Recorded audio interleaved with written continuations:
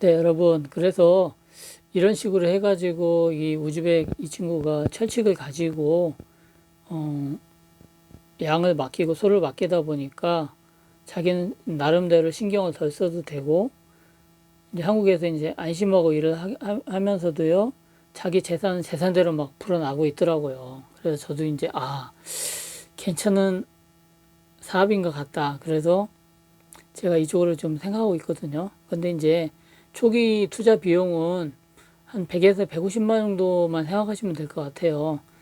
저 같은 경우에도 한 양 3, 4마리 정도 임신이 가능한 그런 암놈을 해가지고 그 의뢰를 했을 때 이게 이제 시간이 지나면은 뭐 크게 이제 그쪽에서 뭐 이렇게 내 생각대로 다 되진 않더라도 어느 정도는 좀 되지 않을까.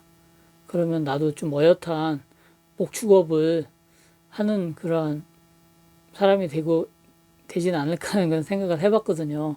근데 이제 여기서 더 중요한 건 뭐냐면요.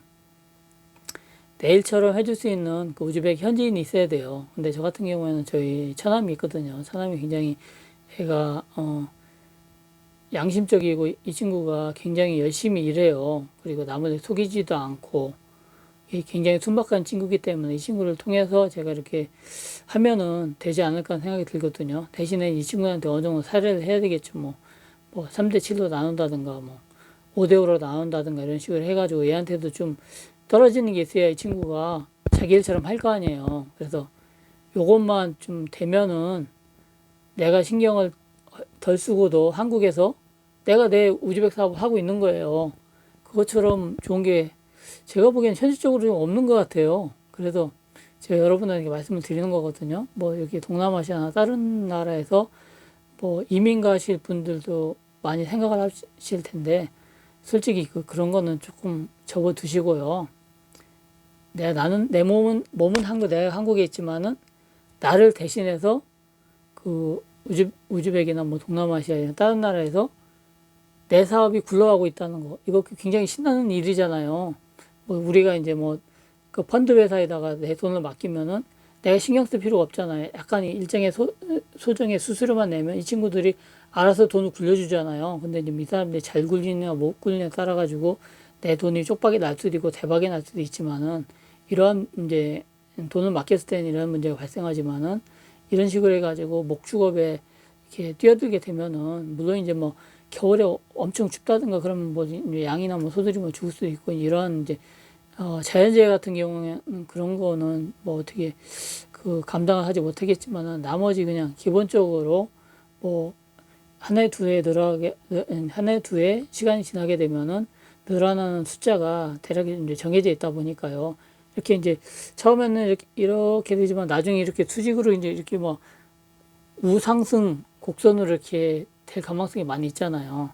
그러면은 이제 내가 이제 은퇴하고 나서도 우즈벡에 갈 때, 진짜 목에 힘주고 갈 수도 있고요. 거기 가서 이제, 내 양들을 찾아봤을 때도 뿌듯하고 또 중간중간에 돈이 좀 필요하면은, 물론 이제 내가 이제 직접 그 돈을 수령할 수 있을까? 그때는 이제 우즈벡의 이제 금융 시스템 이런 게 좀 이제 지금보다는 좀 많이 나아져가지고 해외 송금이 가능하다고 하면 내가 실질적으로 돈을 받을 수도 있는 거고요.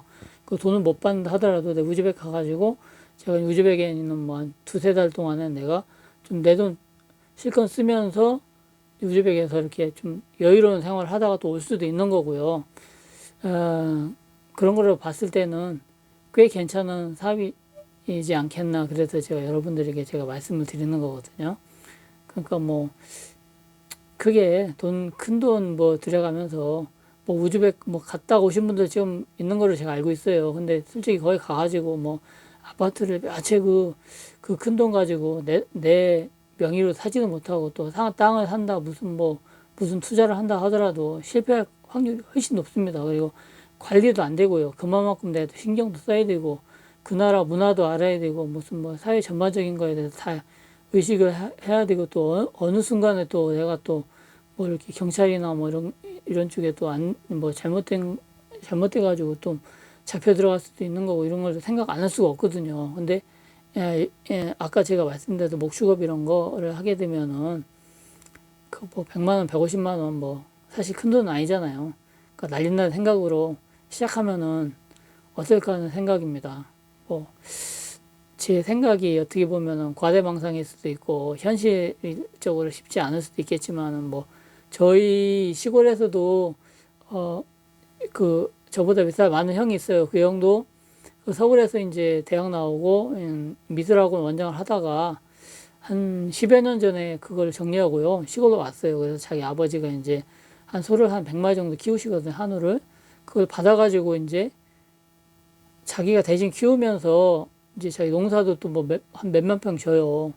그러면서 자기 나름대로 자기 사업을 하고 있더라고요. 남한테 아쉬운 소리 하나 안 하면서. 근데 그 집은 요즘 속값이 뭐 워낙 비싸고 그러다 보면 부지런하고 그러니까 뭐 지금은 굉장히 뭐 어느 정도 분홍이 됐죠. 분홍이 되고 이제 뭐 당장 그 일을 접더라도 재산상으로도 꽤 부자가 돼 있기 때문에요. 우리나라에서도 이럴진데 그건 솔직히 이제 소비 키우는 건 우리나라에서 굉장히 힘들잖아요. 자기 개인적인 용물을 보고 뭐 오고 뭐 여행 같은 거 가는 것도 쉽지가 않지만은 제가 우즈벡에다가 이런 사업을 하게 되면은 나는 한국에서 그냥 그 내 일을 하면서 신경 거의 안 쓰고 가끔씩 관리비라든가 이런 것 좀 보내주면서 대신 내 사업이 이렇게 이루어진다. 이러한 거는 엄청난 그 시간적인 그러한 돈을 계산하기 힘든 그러한 메리트가 있잖아요. 그래서 제가 좀 약간 좀 흥분했다고 해야 되나? 뭐, 그 하여튼 그런 식으로 여러분은 어떻게 느끼실지 모르겠지만 하여튼 약간 저는 좀 이런 거에 좀 흥분을 하고 있거든요. 그래서 뭐 조만간에 저희 천암을 통해서 좀 더 알아보라고 하고 그래서 좀 투자할 예정입니다. 그러니까 여러분들도 좀 이런 거에 관심 있으신 분들은 좀 뭐 제가 하는 얘기가 뭐 가당치도 않을 수도 있지만은 좀 귀 기울여서 담으실 분들은 담으시고 그래서 나도 사업가가 될 수 있다. 그러한 좀 생각 그리고 이제 좀 밝은 미래라든가 뭐 좀 기분 좋은 상상 이런 거 할 수 있지 않을까 생각이 들거든요. 오늘은 제가 그 우즈벡이나 동남아시아에 가서 하시려고 이민 가시려고 하는 분들에게 제가 가지고 있는 생각에 대해서 좀 제가 말씀드려 봤습니다.